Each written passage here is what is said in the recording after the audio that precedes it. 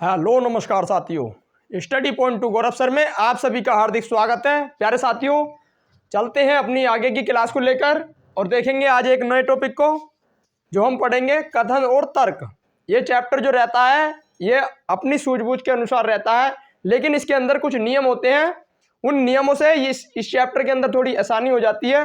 तो उन्हीं नियमों के साथ मैं कुछ क्वेश्चन कराऊंगा आपको और आपको पता चल जाएगा कि किस तरह से आपको इन्हें सबको करना है। तो आइए साथियों शुरू करते हैं आज की क्लास को। तो चलिए, जो भी मेरा प्यारा भाई बहन चैनल पर नया जुड़ा है वो एक बार चैनल को सब्सक्राइब करके वीडियो को लाइक कर दे। फिर बढ़ते हैं क्लास की तरफ और देखते हैं आज के पॉइंटों को। एक बार आप इस पर नजर जुड़ाएं और फिर देखेंगे आगे के पॉइंटों को।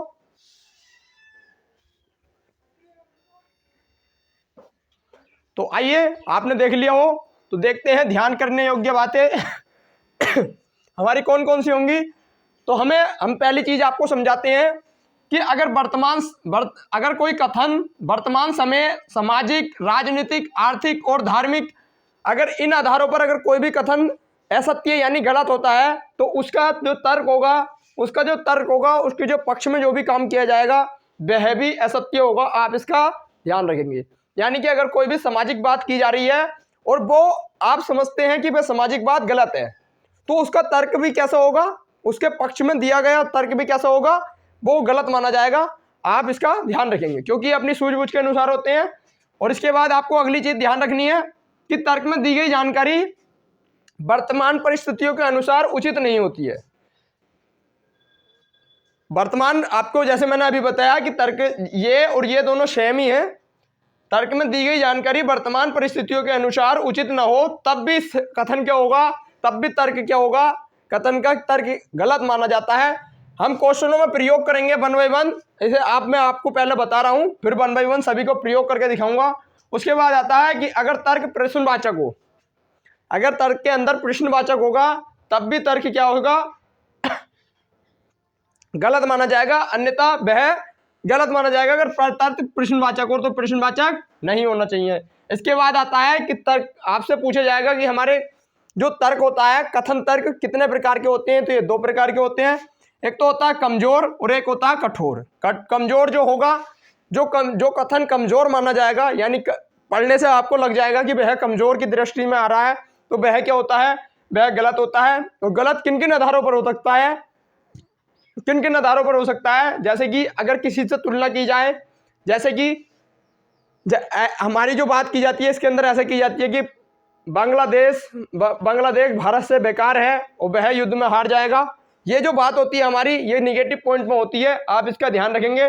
इसके बाद आता है केवल। अगर केवल का प्रयोग अगर तर्क के अंदर किया जाता है तो वह तर्क क्या होगा, वह तर्क गलत माना जाएगा। इसके बाद आता है सलाह देना। अगर किसी को कोई बता दे, अगर जैसे कि आपको जैसे कि कोई भी व्यक्ति, कोई भी कंपनी अगर आपको सलाह देती है कि आप इस तरह से ये, जैसे कि हमने क्योंकि कोई विज्ञापन निकाला कि इस तरह से ये विज्ञापन यानी 100 रुपये में इतनी वस्तुएं बेची जाएंगी, तो ये जो है ये है एक सलाह वाला भी क्या होता है, कमजोर माना जाएगा। इसके बाद अंधविश्वास। अंधविश्वास किसी पर भरोसा करना, जैसे कि जो एलोन मस्क है बहुत अच्छा आदमी है ऐसा है, तो ये क्या है, ये एक अंधविश्वास है। वह गलत भी हो सकता है, वह और तरह का भी हो सकता है, तो ये अंधविश्वास है, ये भी गलत की श्रेणी में रखा जाएगा। संदेह पूर्वक बात जो होगी वो भी गलत की श्रेणी में आती है। इसके बाद आता है कठोर, यानी कौन कौन सी बातें सरकार जो होती है हमारी वह सही की तरफ होंगी, यानी सरकारी बातें। जैसे कि सरकार ने कोई विज्ञापन निकाला और कहा कि इतने पदों पर वैकेंसी भरी जानी है, इतने पदों पर जो है व्यक्तियों को चुना जाएगा, तो वह क्या है, उसकी सरकार की बातें हैं, वो क्या होंगी, सही। तो ये बात बिल्कुल सही है, अगर उसने कह दी तो भरी जाएंगी। इसके बाद आता है जैसे कि सुप्रीम कोर्ट, हाई कोर्ट में लिया गया कोई फैसला, जैसे कि सुप्रीम कोर्ट ने कहा है कि गांव के अंदर बिजली को लागू कर दिया जाए, तो उसकी बात बिल्कुल करेक्ट है, ये लागू होना चाहिए। तो ये क्या है, और जैसे कि UN संयुक्त राष्ट्र संघ, इसकी बात भी जो भी कही जाएगी वो सत्य मानी जाएगी, यानी वो कथन सत्य होगा। तो ये आपको कुछ चीजें ध्यान रखनी है जो आपको मैंने अभी बता दी है। हो सकता है आपको याद हो गई हो, नहीं भी हुई है तो कोई दिक्कत नहीं है, क्वेश्चनों में आपको सारी याद हो जाएंगी। इसके बाद आता है, हम बढ़ते हैं कथन की तरफ। हमारा कथन आता है, पहला कथन है हमारा, क्या फैशन पर रोक लगा देनी चाहिए। तो आप इसे सोचें खुद ही, आप बता सकते हैं इसका। और वहां से भी आप देख के बता सकते हैं कैसा है ये। धार्मिक हो गया, यानी सामाजिक, ये कैसा हो चुका है, सामाजिक स्तर से हो चुका है, यानी फैशन स्तर क्या हो गया, सामाजिक। तो हमारी इस बात को क्या माना जाएगा, तो ये हमारा कथन क्या है, तो कथन है एक कथन हमारा कहता है कि ऐसी बातों को अगर रखा जाएगा तो इसके आधार पर कथन असत्य माना जाएगा। तो कथन कैसा है, ये असत्य से कथन है, फैशन पर रोक लगा देनी चाहिए, ये कैसा कथन है, असत्य। तब क्या रहा है, इसके पक्ष में दिया गया कोई भी तर्क क्या होगा, वो असत्य होगा। तो आइए इसके बाद देख लेते हैं। तो कह रहा है हाँ फैशन बदलते रहते हैं जिससे कपड़ों की खपत अधिक होती है। तो ये कह रहा है हाँ फैशन बदलते रहते हैं। तो इसका मतलब क्या है, इसने कह दिया हाँ फैशन बदलते रहते हैं जिससे कपड़ों की खपत अधिक हो जाती है, यानी कपड़े अधिक बिकने लगते हैं। तो आप इस चीज को मानते हैं, कभी कभी कम भी बिकते हैं, कभी ज्यादा ही बिकते हैं, कभी बिकते ही नहीं है। तो आप इस चीज को कैसे कह सकते हैं, तो यानी कि इसमें कैसा है, तर्क कैसा माना जाएगा। पहली बात तो आपको ये चीज ध्यान है कि सामाजिक बात है, सामाजिक अगर कथन अगर कैसा दिया गया हमें कि अगर कथन ही हमारा सत्य है तो उसमें जो उसके जो पक्ष में जो दिया गया है वो भी सत्य होगा। तो यानी ये क्या हो गया, ये तो हमारा असत्य होने ही वाला। ये इसके पक्ष में ये कह रही है हाँ फैशन पर ऐसे ऐसे करके यानी कपड़ों पर अधिक खपत होती है, तो ये बताता है। इसके बाद आता है, कहता है कि नहीं फैशन मानव की अभिव्यक्ति का आधार है। ये कह रहा है नहीं, तो इसके मतलब क्या है, ये इसके पक्ष में नहीं है, ये इसके पक्ष में नहीं है, इसके मतलब ये सही है। और जबकि फैशन मानव की अभिव्यक्ति का आधार है, ये आपको भी पता है कि वह चेंज कर सकता है उसे, ना कि वह उसे चेंज ना करे, ऐसा नहीं है। वो कभी कुछ पहनता है कभी कुछ पहनता है, वो उसकी स्वतंत्रता है। तो ये हमारा कैसे हो चुका है, सही। तो ये हमारा पहला टाइप जो है, पहला क्वेश्चन आपको मैंने इससे करके दिखा दिया। अगर इनसे रिलेटेड कोई भी बात आती है तो आपको बड़ी अच्छे से समझ में आएगी।